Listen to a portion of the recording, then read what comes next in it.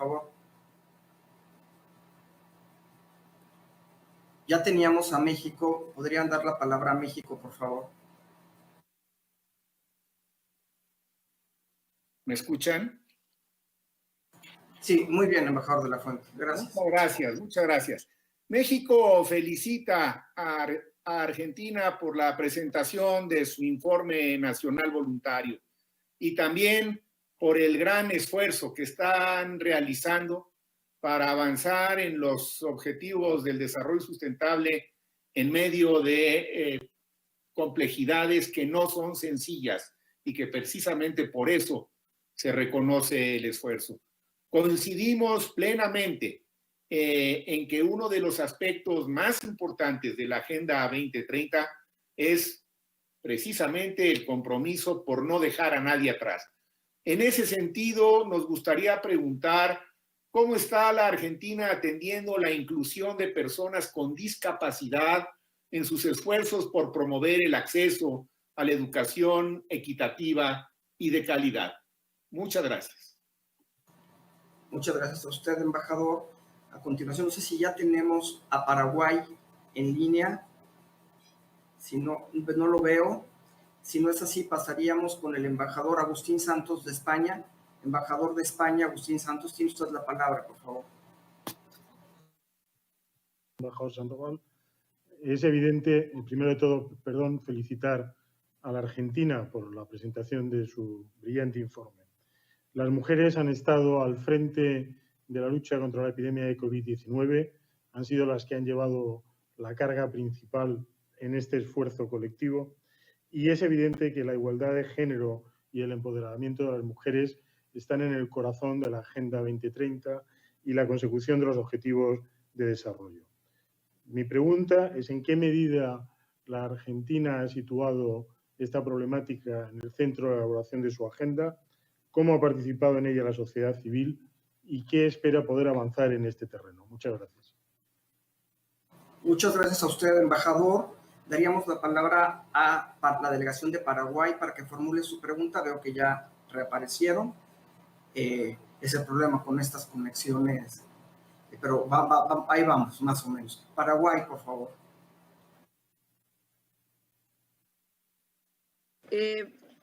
Muchas gracias a la Argentina por la presentación realizada. Elaborar un informe nacional voluntario siempre supone un desafío importante, pero lo es más en tiempos como el presente, donde el mundo está dominado por los rigores propios de la necesidad de poner un alto a la pandemia causada por el nuevo coronavirus. Por otro lado, la Argentina ha debido también realizar construir este informe nacional voluntario en tiempos de cambio político. No mucho tiempo atrás, apenas unos meses, había un cambio político que se había producido en este país como consecuencia, ¿verdad?, del proceso democrático. En ese cambio no solamente ha habido una variación de gobierno en sí, sino además un cambio inclusive en los paradigmas que guían normalmente las relaciones que se dan a lo interno de la sociedad. En este sentido, le interesa mucho al Paraguay saber qué mecanismos ha puesto en marcha la Argentina para lograr la inclusión de la sociedad civil, tanto en el seguimiento de la Agenda 2030 a partir del último informe entregado, y cómo ha trabajado con esa sociedad civil en la construcción de este nuevo informe nacional voluntario, teniendo en cuenta particularmente las diferencias entre las visiones del gobierno anterior y la presente, y además la necesidad de poder actuar en el marco de esta pandemia a efectos de su contención y de la protección de la sociedad, particularmente aquellos sectores más vulnerables. Muchas gracias, felicitaciones a la Argentina y muchas gracias, Presidencia. Muchas gracias a usted. A continuación daría la palabra a un grupo de la sociedad civil, precisamente sobre el grupo de educación y academia de la sociedad civil, para que formule su pregunta argentina. EASG Group of Civil Society, question to Argentina. The floor is yours. Muchas gracias, señora Victoria Tolosa Paz, por su brillante discurso.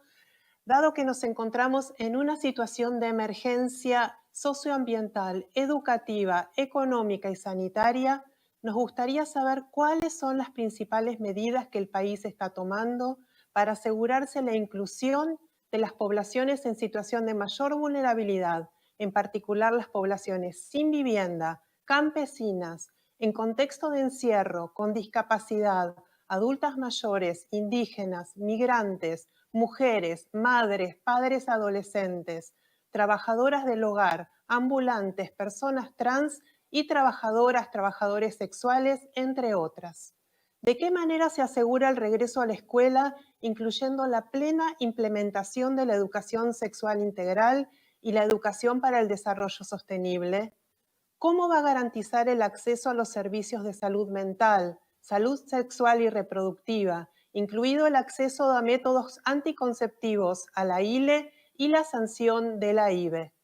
¿Cómo va a garantizar el derecho al agua para todas las personas, en especial a las poblaciones campesinas, rurales e indígenas y en asentamientos considerando la perspectiva de género? ¿Cuándo se prevé reglamentar la Ley 27.118 de Agricultura Familiar? ¿Y de qué manera se prevé dar cumplimiento a la Ley de Bosques? ¿Podría señalar si en este año se van a ratificar la Convención Interamericana contra toda forma de discriminación e intolerancia y la Convención Interamericana contra el Racismo, la discriminación racial y formas conexas de la intolerancia y el Acuerdo de Escazú? ¿Van a establecer transferencias económicas para sobrevivir en la pospandemia en línea con la propuesta de CEPAL, en particular vinculadas a las mujeres y juventudes del sector informal y pymes? Por favor, indique cuáles son estas medidas. Muchas gracias. Muchas gracias a usted. Ahora tengo el gusto de volver a la delegación argentina a la excelentísima señora Victoria Tolosa Paz, o quien determine usted de su delegación, para dar respuesta a las preguntas que le han sido formuladas a su delegación, por favor. Muchas gracias. Para dar respuesta a algunas de las preguntas que fueron formuladas, vamos a empezar por cuáles fueron las medidas que ha tomado en tiempo de pandemia el gobierno argentino para la población con niveles de discapacidad. Y ahí tenemos para mencionar algunas de las más importantes. La Argentina venía con serios retrocesos en el cumplimiento de los derechos para personas con discapacidad, con una suspensión de pensiones no contributivas que habían ascendido hasta diciembre del 2019 en la interrupción de más de 140.000 pensiones en la República Argentina.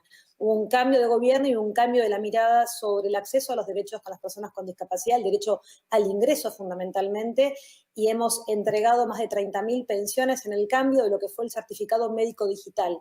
Un certificado que era exclusivamente digital en una Argentina con niveles de desconectividad y de falta de acceso justamente a la conectividad que hacían que cientos y miles de discapacitados en la República Argentina se hayan quedado sin cobertura de ingreso y por ende sin cobertura de la obra social que va de la mano de la pensión no contributiva del Estado Nacional.